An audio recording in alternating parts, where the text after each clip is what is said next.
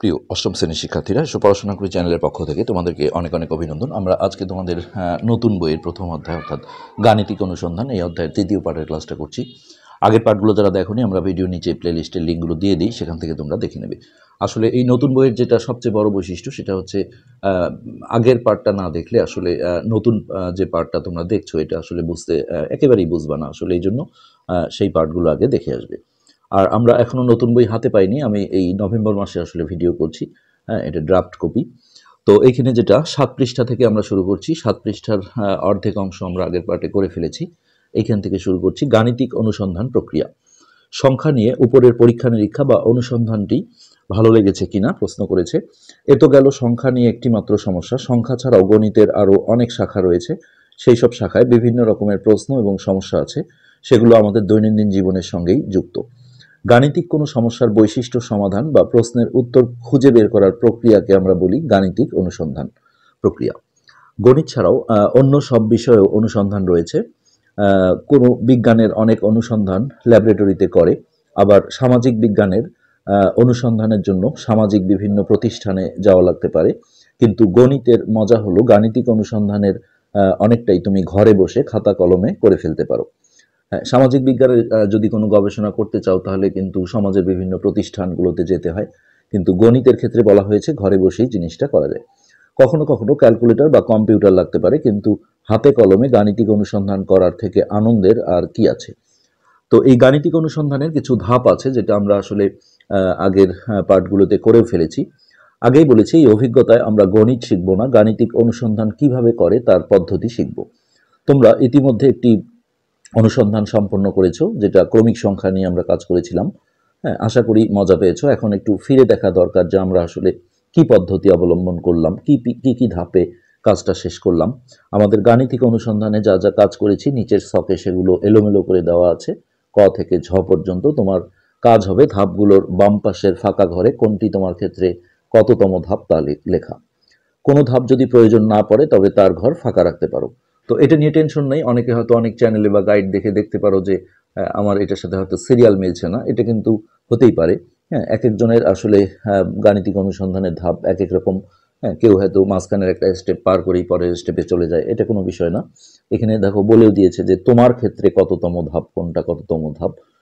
আর এমনও আছে যে কোনো একটা ধাপ যদি তোমাকে অনুসরণ করতে হয়নি হয়তো, হ্যাঁ, সেটা ছাড়াই ফলাফল চলে আসছে, তাহলে সেটা ফাঁকা রাখতে বলেছে। তো এই ছিল 7 পৃষ্ঠার বিষয়। এবার আমরা এই যে 8 পৃষ্ঠায় চলে আসছি। এইখানে এইটার কথাই বলেছিল। এখানে দেখো ক থেকে ঝ পর্যন্ত আছে। কোনটা তোমার ক্ষেত্রে 1 নাম্বার 2 নাম্বার এইভাবে লিখতে হবে।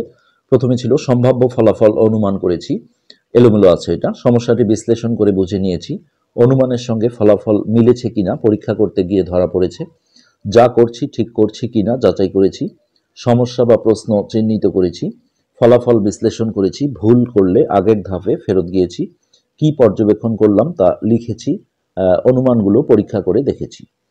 তো এই সব ক্ষেত্রে আমরা প্রথমেই দেখছি যে আসলে গাণিতিক অনুসন্ধানের প্রথম ধাপটাই চলে আসে সমস্যা বা প্রশ্ন চিহ্নিত করা। তাহলে আমরা এইটাকে দেখো 1 নম্বর ধাপ হিসেবে চিহ্নিত করছি।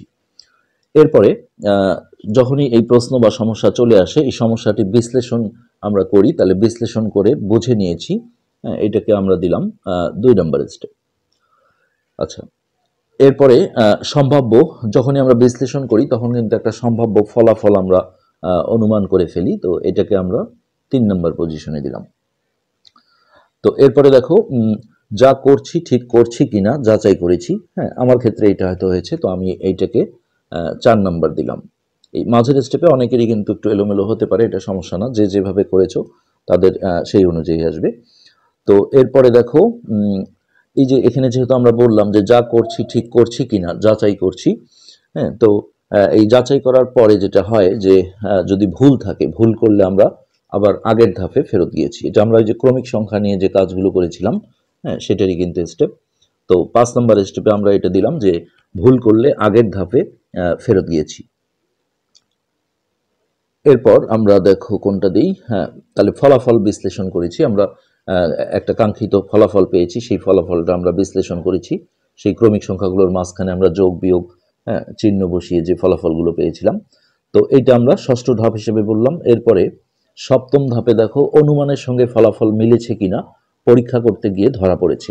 প্রথমে যে আমরা একটা অনুমান করেছিলাম এই যে 3 নম্বরে, আর এইখানে এসে আমরা 6 নম্বরে ফলাফল বিশ্লেষণ করেছি, সেই অনুমানের সাথে আমাদের ফলাফলটা মিলেছে কিনা সেটা পরীক্ষা করতে গিয়ে ধরা পড়েছে। যদি মিলে যায় তাহলে ভালো, আর না মিললে আমরা সেটাকে আবারও রিভিউ করেছিলাম, এরকম একটা বিষয়। তো এটাকে আমরা গ নাম্বারটাকে এটা 7 নম্বরে বলছি, 7। আচ্ছা, এরপরে দেখো নিচে যেটা আছে কি পর্যবেক্ষণ করা হলো তা লিখেছি, মানে লিখে রেখেছি। তো এইটাকে আমরা 8 নম্বরে দিলাম, 8। তো এরপরে অনুমানগুলো পরীক্ষা করে দেখেছি। তো এটা আমার ক্ষেত্রে হয়তো প্রয়োজন হয়নি, ওরা বলেছিল যে কোনোটা প্রয়োজন না হলে ফাঁকা রাখতে, আমরা এটা ফাঁকাই রাখলাম। তো তোমরা ভিন্নভাবে দিতে পারো, সমস্যা না। আচ্ছা, এখন খেয়াল করো, খেয়াল করে দেখো যে সব ধাপ চিহ্নিত করলে সেগুলো যদি এলোমেলো অবস্থাতে সম্পন্ন করতে তোমার অনুসন্ধানকে আশানুরূপ ফলাফল পেতে, হ্যাঁ, প্রশ্নগুলোর উত্তর পেতে, নিশ্চয়ই না। আমরা যদি প্রথমেই দেখো যে সিরিয়াল আছে, এই সিরিয়াল ছাড়া যদি একটা যে কোনো একটা মানে পয়েন্ট যদি আমরা আগে ভাবি, তাহলে সেটা কিন্তু কখনোই হয় না। আমরা আসলে কোনো কিছু অনুসন্ধান করতে গিয়ে এটা মানে অজান্তেই করে ফেলি এই স্টেপগুলো, কিন্তু আমরা বুঝি না। তো এটা যদি এলোমেলোভাবে হয় তাহলে নিশ্চয়ই এটা সমাধান হবে না, নিশ্চয়ই না। তার অর্থ দ্বারা গাণিতিক অনুসন্ধানের ধাপের একটা নির্দিষ্ট তাহলে ক্রম আছে, সিরিয়াল আছে। সব অনুসন্ধানের পদ্ধতিগত ধাপগুলো একই হবে না, কিন্তু প্রত্যেকটি অনুসন্ধান প্রক্রিয়ার একটি সাধারণ ক্রম থাকা উচিত। তুমি হয়তো ক্রমিক সংখ্যা নিয়ে অনুসন্ধান করছো, তার ধাপ একরকম হতে পারে, আবার অন্য একটা বিষয় নিয়ে গাণিতিক অনুসন্ধান করছো, তার ধাপ কিন্তু ভিন্ন হতে পারে। কিন্তু কমন বা সাধারণ একটা ক্রম, যেটা প্রথমেই সমস্যা চিহ্নিতকরণ, তারপরে সমস্যাটা বিশ্লেষণ করা, এই কিছুটা ক্রম কিন্তু একই থাকে, সেটা বলা হলো। গণিতবিদ বা বিজ্ঞানীগণ তাদের বিভিন্ন অনুসন্ধানের ক্ষেত্রে যে অনুসন্ধান প্রক্রিয়াটি ব্যবহার করে থাকেন তা একটা ছকের মাধ্যমে প্রকাশ করা যায়। নিচে তার একটা ছক দেওয়া আছে, তোমরা এটিকে গাণিতিক অনুসন্ধান প্রক্রিয়ার ফ্লো চার্ট বলতে পারো। ছকটির সঙ্গে তোমার করা গাণিতিক অনুসন্ধানের ধাপগুলোর কি কি মিল বা অমিল সেটি তোমার একজন সহপাঠীর সঙ্গে বসে মিলিয়ে নাও। তো এই ছিল 8 পৃষ্ঠা। এবার আমরা 9 পৃষ্ঠায় সেই ফ্লো চার্টটা দেখব। এই যে এখানে দেখো প্রথমেই প্রশ্ন চলে আসছে, প্রথম ধাপটা এটা যে অনুসন্ধানের প্রশ্ন, তারপরে হচ্ছে পটভূমি গবেষণা করা, যে বিষয়টা নিয়ে আমরা অনুসন্ধান করি যেটা। তো এটার সাথে আমাদের অনেকটাই মিলবে। এটা আমরা দেখো 2 নম্বরে দিয়েছিলাম, সমস্যাটা বিশ্লেষণ করে বুঝে নিয়েছি। বিশ্লেষণ করা মানে এই যে সার্চ দেওয়া, কোনো কিছু খুঁজে বের করা। তারপরে অনুমান বা ধারণা নির্মাণ, তারপরে একটা অনুমান আসলো, সেই অনুমানটা পরীক্ষণ করা। হ্যাঁ, পদ্ধতি কাজ করছে এখানে। যদি দেখো যে অনুমানটা সেই অনুযায়ী চলছে, তাহলে যদি না হয় তাহলে পদ্ধতিগত ভুল সংশোধন করে আবারও দেখো এটা ব্যাক করে নতুন করে আবার করতে হবে। আর যদি পদ্ধতি তোমার কাজ করছে, যে পদ্ধতিতে আগাচ্ছ, যদি হ্যাঁ হয় তাহলে আমরা এই পরের ধাপে যেতে পারবো। আর না হলে বিষয়টা নতুন করে প্রশ্ন, এবং এটা আরো পরের স্টেপ। এখানে যদি না হয় তাহলে পদ্ধতিগত ভুল সংশোধন, মানে যে পদ্ধতিতে করছো সেই পদ্ধতিটা হচ্ছে না, সেই সংশোধন করে আবারও এই স্টেপ থেকে আসতে হবে। আর হ্যাঁ হলে আমরা পরের স্টেপে চলে যাব। এই হ্যাঁ থেকে আমাদের যেটা হবে, ফলাফল অনুমানের সাথে মিলছে, আর যদি ফলাফল অনুমানের সাথে আংশিক মিলছে বা একেবারেই মিলছে না, তাহলে কিন্তু আবারও নতুন করে প্রশ্ন এবং অনুমান নির্মাণ করে আমাদের এই স্টেপে ঘুরে এসে আবার ওই কাজটা করতে হবে। আর লাস্ট স্টেপে হচ্ছে ফলাফলের একটা প্রতিবেদন প্রকাশ, যে তুমি কি হচ্ছে যে ফলাফল পেলে, যেটা আমরা ক্রমিক সংখ্যাগুলোর মাঝখানে যোগ বিয়োগ চিহ্ন বসিয়ে শেষে একটা ধারা বা অনুক্রম একটা তৈরি করে এনেছিলাম। তো এটাকেই বলা হচ্ছে গাণিতিক অনুসন্ধান প্রক্রিয়ার হচ্ছে যে ফ্লো চার্ট। তো এটা ছিল আমাদের 9 পৃষ্ঠা। এরপর আমরা 10 পৃষ্ঠায় চলে যাই। 10 পৃষ্ঠা, এখানে জোড়ায় কাজ দেওয়া আছে। আগের পৃষ্ঠায় পাওয়া গাণিতিক অনুসন্ধান প্রক্রিয়ার ধাপের ফ্লো চার্টের সঙ্গে তোমাদের করা অনুসন্ধানটি নিশ্চয়ই কিছু মিল বা অমিল রয়েছে। তোমার বন্ধুর সাথে আলোচনা করে নিচের ছক দুটিতে কি কি মিল বা অমিল পেলে সেগুলো লিখে ফেলো। তো আমরা যে ক্রমিক সংখ্যা নিয়ে অনুসন্ধান করেছিলাম সেটার কথাই কিন্তু বলা হচ্ছে। তো আমরা মিলগুলো এইভাবে লিখলাম যে প্রশ্ন নির্বাচন, ওখানেও ফ্লো চার্টেও প্রশ্ন নির্বাচনের কথা বলা ছিল 1 নম্বরে, আমরাও এটা করেছি, তো এটা মিল। ফলাফল অনুমান করেছি আমরা। 3 নম্বরে হচ্ছে আমরা পরীক্ষণ করেছি, আমাদের যে প্রশ্ন ছিল সেই প্রশ্ন অনুযায়ী সংশ্লিষ্ট বিষয়গুলো নিয়ে পরীক্ষণ করেছি। 4 নম্বর হলো অনুমানকৃত ফলাফল আমরা যাচাই করেছি যে সঠিক হয়েছে কিনা। আর অমিলের মধ্যে হচ্ছে পদ্ধতিগত ভুল সংশোধন করা হয়নি, আমাদের ক্ষেত্রে এটা প্রয়োজন হয়নি। তোমাদের সবার অ্যান্সার যে একই হবে তা না, তোমরা ওই প্লাস মাইনাস চিহ্ন বসাতে গিয়ে যদি রিপিট হয়ে থাকে যে একই জিনিস দুইবার আসলো, তাহলে কিন্তু ব্যাক করে আবারও শুরু করতে হবে। সেটাকেই বলা হচ্ছে পদ্ধতিগত ভুল সংশোধন করা, যেটা আমাদের ক্ষেত্রে হয়নি। এরপর আমরা আরেকটা অমিল পেয়েছি, সেটা হচ্ছে নতুন করে ফলাফল অনুমান করিনি, যেহেতু আমাদের সেই জায়গাটায় কোনো ভুল হয়নি। তোমরা আগের পার্টটা দেখে নেবে, সেখানে আমরা প্ল্যানিং করে নেমেছিলাম যে চারটা যদি ক্রমিক সংখ্যা হয় তাহলে আমরা প্রথমে সবগুলো প্লাস দেব, তারপরে তিনটা প্লাস একটা মাইনাস, তিনটা মাইনাস একটা প্লাস, এইভাবে পরিকল্পনা করে করেছিলাম। হ্যাঁ, যার কারণে আমাদের এই পয়েন্টটার প্রয়োজন হয়নি। এরপর আসো, খেয়াল করো নিচের ছকে ফ্লো চার্ট থেকে পাওয়া অনুসরণের বিভিন্ন ধাপ দেওয়া আছে। তোমার করা অনুসন্ধানের সময় ফ্লো চার্টে উল্লেখ করা ধাপগুলোর নিশ্চয়ই কিছু কিছু মিল পেয়েছো। কোন ধাপে নির্দিষ্টভাবে কি কাজ করেছো সেই নিচের ফাঁকা ঘরে লেখো, তোমার জন্য একটা করে দেওয়া হলো।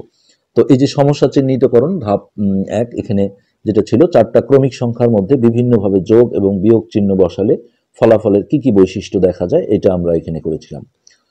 নেক্সট ছিল অনুমান গ্রহণ। তাহলে এই অনুমানটা আমাদের যেটা ছিল যে কত উপায়ে আসলে তাদের মাঝখানে যোগ বা বিয়োগ চিহ্ন বসানো যায়, হ্যাঁ, এটা হচ্ছে আমাদের অনুমান গ্রহণের মধ্যে আমরা রাখলাম। তো এরপর পরীক্ষণে হচ্ছে যত উপায়ে ওই প্লাস বা মাইনাস চিহ্ন বসানো যায় সব উপায়ে আমরা সেটা বসিয়েছি কিনা, হ্যাঁ, সেটা আমরা চেক করে দেখেছি।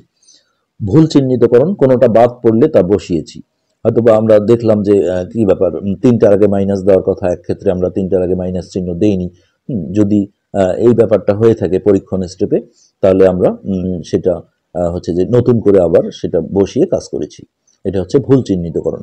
ফলাফল বিশ্লেষণ, ফলাফল ক্রমানুসারে সাজিয়ে তাদের মধ্যে সম্পর্ক অনুসন্ধান। আমরা সেই যোগ বিয়োগ চিহ্ন বসানোর পর সেগুলো ক্যালকুলেশন করে হচ্ছে যে কেমন একটা আমরা ধারা পেয়েছি, সেটা কিন্তু আমরা আগের পার্টগুলোতে বিশ্লেষণ করেছিলাম। তো এটাকেই বলা হচ্ছে ফলাফল বিশ্লেষণ করা।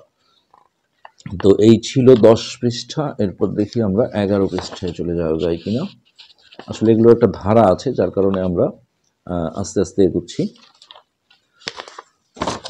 11 পৃষ্ঠা, হ্যাঁ 11 পৃষ্ঠা পর্যন্ত আমরা করব। গাণিতিক অনুসন্ধান করা কেন জরুরি, মানে এই বিষয়টার আসলে প্রয়োজনীয়তা কি। এ পর্যন্ত আমরা গাণিতিক অনুসন্ধানের ধাপগুলো জানলাম, কোনটি কিভাবে করে তা হাতে কলমে দেখলাম, কিন্তু তোমার কি জানতে ইচ্ছে করছে এই অনুসন্ধানটা আসলে কেন করতে হয়, কেন গণিতবিদ এবং বিজ্ঞানীগণ অনুসন্ধান করে থাকেন। প্রশ্নের উত্তর পাওয়ার জন্য তো বটেই, হ্যাঁ, কিন্তু কি হবে সেই সব প্রশ্নের উত্তর জেনে। তোমার মাথায় কি আসছে, নিচের ফাঁকা ঘরে লেখো, ইচ্ছে হলে ধাপে ছবিও আঁকতে পারো।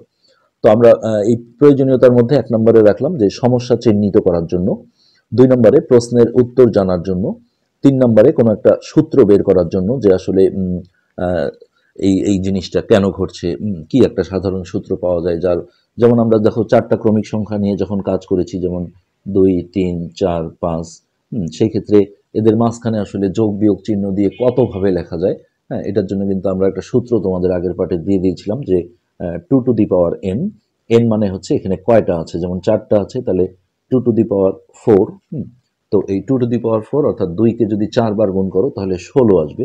তো এই যে একটা আমরা সূত্র পেয়েছি যে চারটা ক্রমিক সংখ্যা হলে 16 ভাবে তাদের মধ্যে রিঅ্যারেঞ্জিং করা যায়, অর্থাৎ প্লাস মাইনাস চিহ্ন বসানো যায়। আবার যদি 3টা হতো তাহলে 2 এর উপর 3 পাওয়ার অর্থাৎ 8 ভাবে করা যায়। এই যে একটা সূত্র আমরা বের করেছি, হ্যাঁ, এই পয়েন্টটাই আমরা এখানে বললাম। 4 নম্বর হচ্ছে সংখ্যার বৈশিষ্ট্য পর্যবেক্ষণ করার জন্য আমাদের গাণিতিক অনুসন্ধানের প্রয়োজন হয়। 5 নম্বর বিভিন্ন প্যাটার্ন বের করার জন্য, সংখ্যাগুলোর মধ্যে কোনো ডিজাইন, কোনো প্যাটার্ন আছে কিনা এরকম। 6 নম্বর হচ্ছে বাস্তব জীবনে গণিতের সৌন্দর্য উপভোগের জন্য। গণিত কিন্তু একটা সৌন্দর্যের বিষয়, হ্যাঁ, বাস্তব জীবনে আমরা এটা প্রয়োগ করতে পারি। 7 নম্বর হচ্ছে গণিতকে বাস্তব জীবনে কাজে লাগানোর জন্য। আমরা আসলে জীবন চলার পথে আসলে গণিত আমরা বিভিন্নভাবে কাজে লাগাই, যেটা আমরা আসলে হয়তো বা বুঝি না, হ্যাঁ, কিন্তু সেই ব্যাপারটা কাজে লাগানোর ব্যাপারটাই কিন্তু গাণিতিক অনুসন্ধানের একটা প্রয়োজনীয়তা। তো এটাও তোমাদের ক্ষেত্রে অ্যান্সার কারো ভিন্ন হতে পারে, এটা কোনো সমস্যা না, তোমরা যেভাবে করবে। এটা আসলে নতুন কারিকুলামে জানো যে তোমাদের সেইভাবে আসলে পরীক্ষার সিস্টেম নেই যে পরীক্ষা কিভাবে আসলো, আমি কি লিখলাম, এটা না, তোমরা হেসে খেলে জিনিসটা বুঝলে কিনা এটাই। কেন অনুসন্ধান করতে হবে তার অনেক রকম কারণ থাকতে পারে, তবে প্রধানতম কারণটি হলো সমস্যাটির বৈশিষ্ট্যগুলোকে গভীরভাবে বুঝতে চেষ্টা করা। সব সমস্যারই যে সমাধান সঙ্গে সঙ্গে করে ফেলা সম্ভব তেমনটি সবসময় নয়, তবে সমস্যাটিকেই যদি আগের থেকে আর একটু ভালো বোঝা যায় তবে তা সমাধানের দিকে অনেকটা এগিয়ে যায়। এই যে সমস্যার বৈশিষ্ট্য বোঝার কথা বললাম, এর মাধ্যমে কিন্তু আমরা সমজাতীয় সমস্যার সমাধান কিভাবে করব তাও বুঝতে পারি। আগের শ্রেণীতে তোমরা কিছু কিছু বীজগাণিতিক সূত্র ব্যবহার করা শিখে এসেছো। একই সূত্র দিয়ে সমজাতীয় অনেক গাণিতিক সমস্যার সমাধান করা যায়, যেটা আমরা সাধারণ বা কমন বলতে পারি, যে এই সূত্রটা দিয়ে আমরা অনেক কিছুই করতে পারি। তো এটাই ছিল আজকের পার্টের আলোচ্য বিষয়। নেক্সট পার্টে আমরা বাকি বিষয়গুলো করব। যারা চ্যানেলটা সাবস্ক্রাইব করোনি রিকোয়েস্ট করবো সাবস্ক্রাইব করতে। ধন্যবাদ।